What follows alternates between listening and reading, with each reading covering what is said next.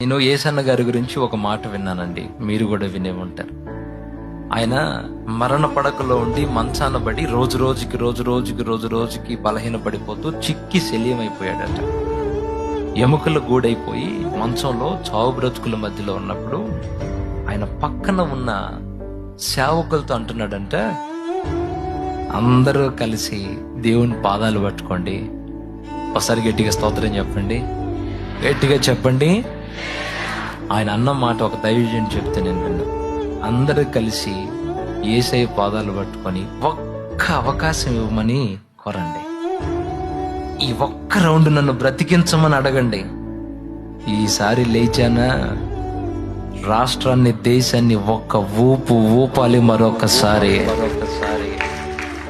యేసయ్య కొరకు కదిలించాలి ప్రాంతాలని, సాతాను కోటలు కోల్చాలి. అడగండి.